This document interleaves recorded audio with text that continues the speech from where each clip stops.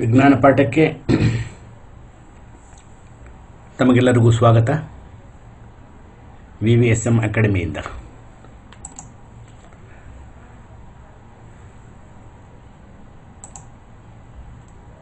Welcome VVSM Academy to the classes for science. It is a school of arts and science. Scalars and vector quantities. Welcome you once again. The School of Arts and Science. Subject: vectors, velocities, accelerations and forces. Is Newton's slide. Is Sir Isaac Newton. Scalar quantities and vector quantities.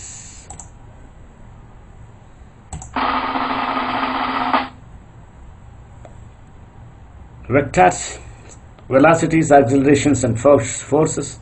In order to understand the discoveries of Newton, we must have an understanding of three basic quantities, which are velocity, acceleration and force. In this section, we define the first two, and in the next we shall introduce forces. These three quantities have a common feature. They are what mathematicians call vectors. Examples of scalars and vectors. Now, I would like to divert your attention to discuss about the examples of scalar quantities. Let us illustrate by first citing some examples of quantities that are scalars. The number of gallons of gasoline in the fuel tank of your car is an example of quantity that can be specified by a single number. It makes no sense to talk about direction associated with the amount of gasoline in a tank. Such quantities, which can be specified by giving a single number in appropriate units, are called scalars.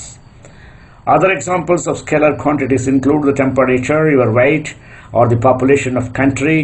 There are scalars because they are completely defined by a single number with appropriate units.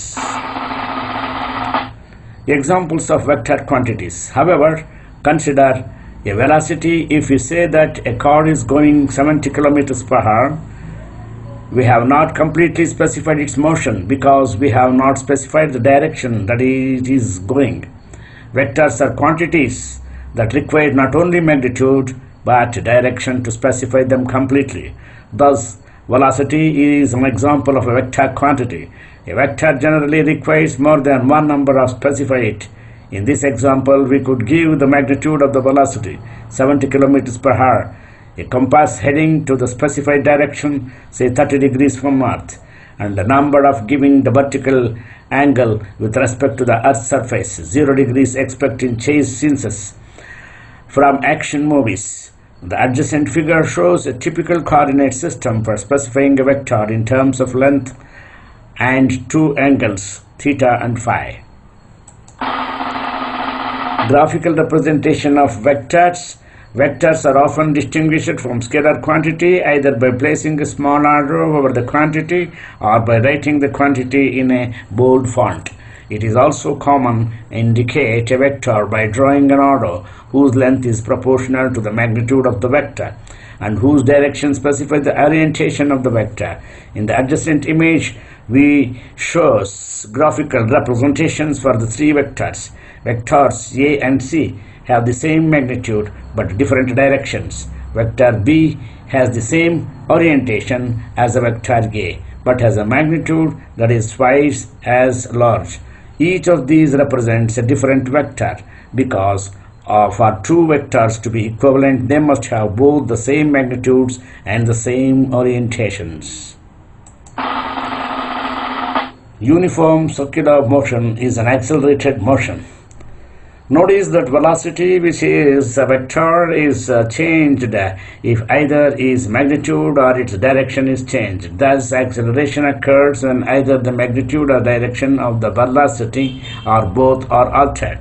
In particular, notice from the adjacent image that circular motion even at uniform angular velocity implies a continual acceleration because the direction of the velocity indicated by the direction of the arrow is continuously changing even if its magnitude indicated by the length of arrow is constant. This point that motion on a curved path is accelerated motion will prove crucial to our subsequent understanding of motion in gravitational fields. Observe the circular motion here. This is the point of the body or the particle which is moving. This is, suppose in this direction, it moves like this. If you like my classes, please like, share, subscribe. I am Veerabhadraya Demaya. Contact number 9663828 428.